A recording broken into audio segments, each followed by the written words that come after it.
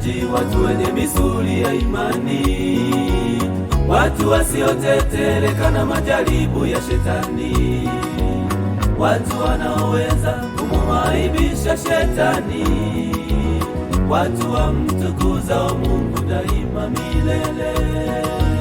Mungu anahitaji watu wenye misuli ya imani, watu wasiotetereka na majaribu ya Shetani, watu wanaoweza kumuaibisha Shetani, watu wamtukuzao Mungu daima milele. Watu huzani kumcha Mungu ni mkate na maziwa, kumbe wanasahau ni kutangaza vita na Shetani. Mamaye wapatapo hujikwaa na kurudi nyuma, yatupasa tuyashinde, ndiyo kipimo cha imani zetu.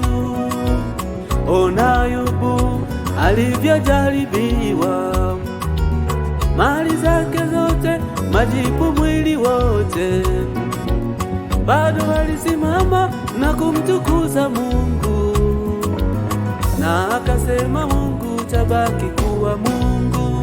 Mungu anahitaji watu wenye misuli ya imani, watu wenye misuli, watu wasiotetereka na majaribu ya Shetani, watu wanaoweza kumuaibisha Shetani, watu wamtukuzao Mungu daima milele.